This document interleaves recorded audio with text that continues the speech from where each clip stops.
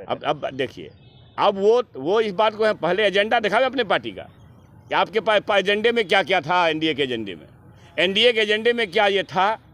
10 लाख लोगों को नौकरी, 10 लाख लोगों को रोजगार था क्या? हमारा एजेंडा था, ताल ठोक के हम बोलते थे और सहमति भी इसी बात पर हुई थी कि महागठबंधन के एजेंडे को आप पूरा करेंगे। आप बताइए कि 90 के दशक में 94 में 25,000 शिक्षकों की नियुक्ति हुई थी, सामाजिक न्याय के योद्धा आदरणीय लालू प्रसाद जी ने किया था।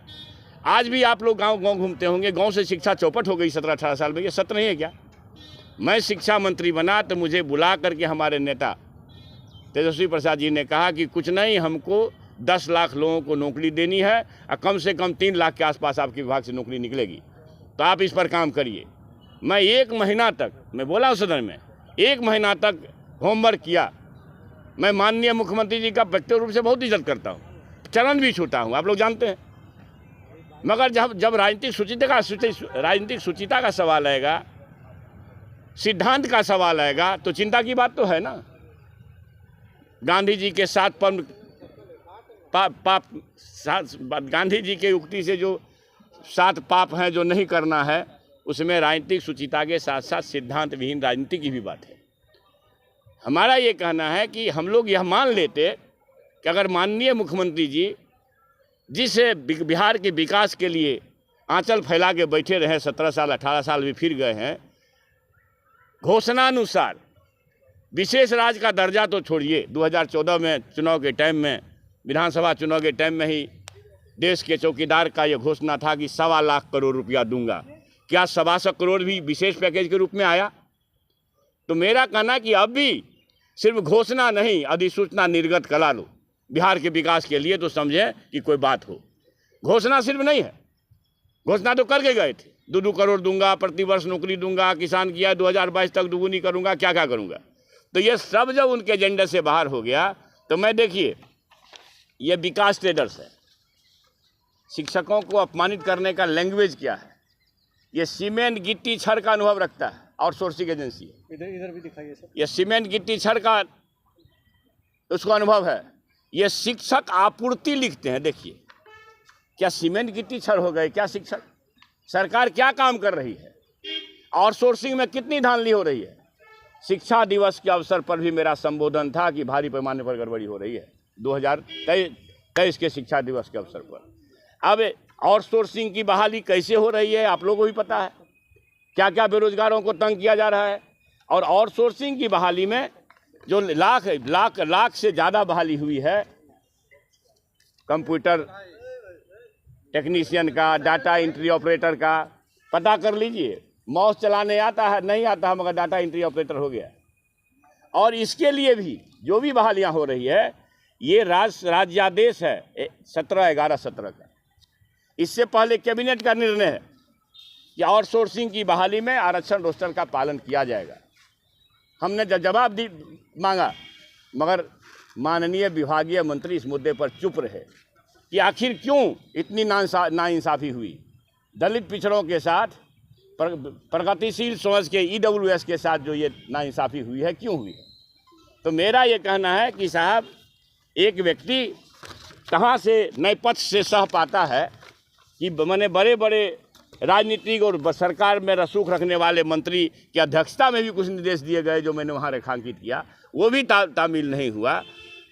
14 साल, 15 साल, 16 साल, 18 साल, पता नहीं रिटायरमेंट के भर्ज पर जो नियोजित शिक्षक हैं, उसको आप फिर से मधेपुरा के लोग को सासाराम भेजोगे?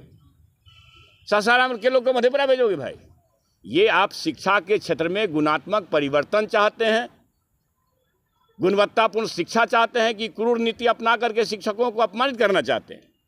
इसलिए मेरी आपत्ति थी और विभिन्न मुद्दे पर आपत्ति मैंने जाहिर की। मैं फिर ये कहना चाहता हूं और मैंने मजबूती से इस बात को कहा, जांच एजेंसियों का क्या हाल है आपको पता है, लेकिन मैं चूँकि शिक्षा विभाग में शिक्षा मंत्री रहा हूं, जिम्मेवारी पूर्वक कह रहा हूं कि निश्चित तौर पर संपूर्ण मेरे कार्यकाल का ही जांच हो, ऐसा नहीं। जांच करानी है और निष्पक्षता है, कोई बायसनेस नहीं है। तो 2015 से आज तक का, गांव से लेकर शहर तक का, माननीय मंत्रियों का, माननीय विभागीय अधिकारियों का जांच हो जो कहाँ कहाँ रूल्स ऑफ एजुकेटिव बिजनेस का वायलेशन हुआ।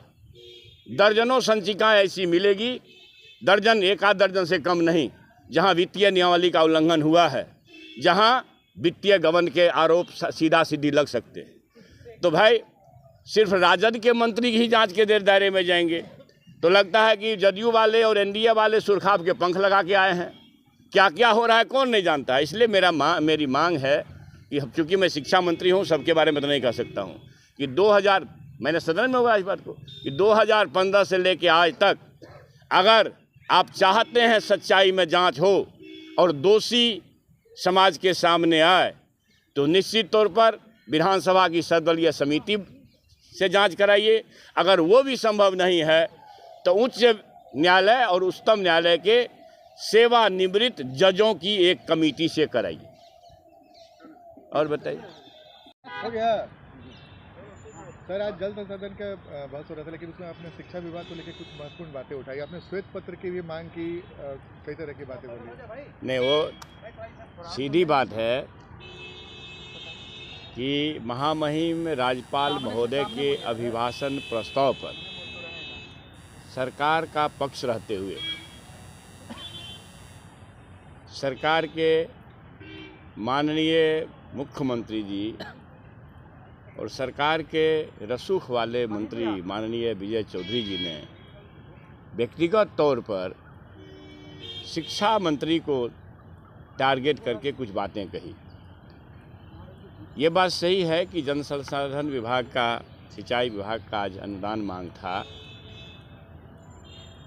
तो मैंने जो जल संसाधन विभाग के बारे में जो सार्वजनिक निवेश में राशि की कमी की गई है लगभग 1000 करोड़ का,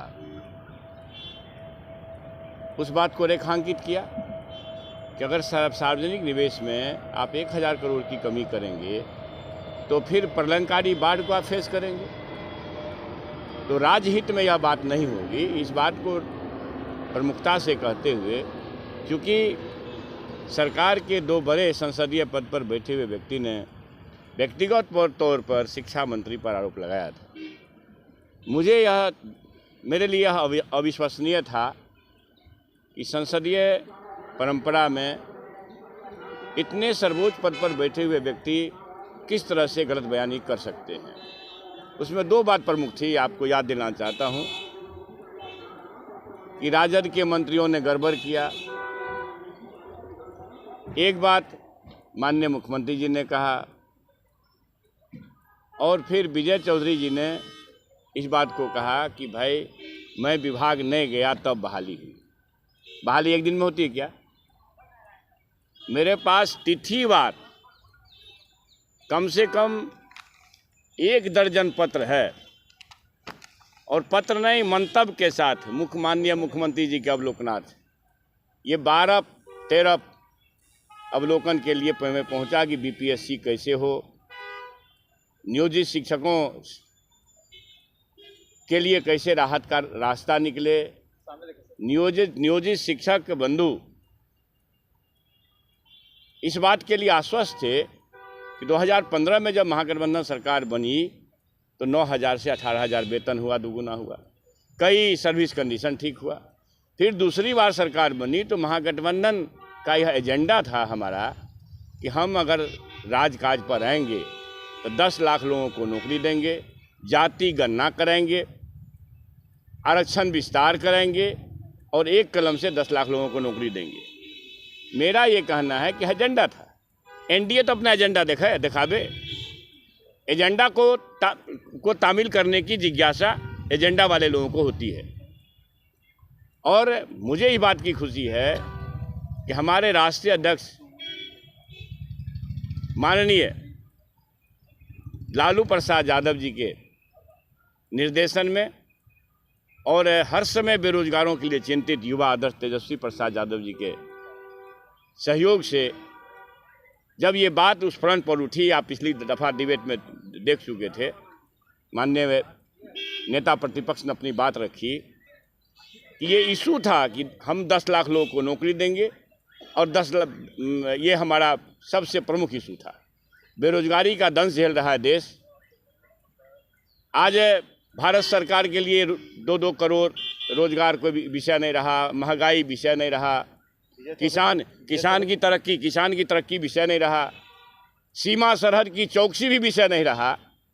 और सबसे इतर जब बिहार में महागठबंधन की सरकार ने नियुक्ति प्रक्रिया को सामूहिक रूप देने का काम किया और 10 लाख लोगों को नौकरी देने का जो वादा था उस तरफ कदम बढ़ाए। ठीक है, हमारी सरकार नहीं बनी, 12,270 वोट से अंतर हो गया, 2-4-5 जगह बेईमानी भी हुई, सब जानता है। तो सत्ता पर बैठे सत्तासीनों ने, सत्ता प्रतिष्ठान पर बैठे सत्तासीनों ने जो बेईमानी की वो सबके सामने है। बावजूद भी लगभग 4.5 लाख लोगों को नियुक्ति पत्र दी गई। इस दरमियान में हमारा ये कहना था कि भाई 17 साल से शिक्षक कितना वेतन पा रहे थे? 4,000, 8,000, 9,000, एक जगह 48,000। तो भाई आप शिक्षक बहाल कर रहे थे कि डेली वेजेज मजदूर बहाल कर रहे थे? इस दंश को तोड़ करके अभी मुझे खेद है कि अगर विजय चौधरी जी माननीय मंत्री जो जिनका सरकार में रसूख है, अगर इसका भी श्वेत पत्र जारी करें कि किस तिथि में बीपीएससी बहाली का उन्होंने काम किया और फिर नियोजन नीति कैसे आ गई, नियोजन पर संचिका कैसे बढ़ रही थी।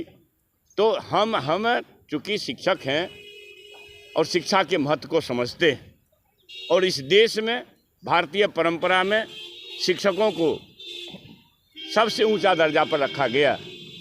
स्वयं प्रभु ने अपने से ऊपर शिक्षकों को रखा है। गुरु गोविंद दोऊ खरे, काको लागू पाओ, बलिहारी गुरु आपने गोविंद दियो बताए। हम ये इतनी बड़ी बात है। और यहाँ और सबसे खुशी की बात कि बिहार ज्ञान की भूमि कही जाती है, अहिंसा की भूमि, ज्ञान की भूमि, गणित की भूमि, गणतंत्र की भूमि, पता नहीं, मैंने भारतवर्ष को अगर मस्तक ऊंचा करने के सारे अवयव बिहार के रास्ते से गुजरते हैं। विजय चौधरी ने कहा है गठबंधन टूटने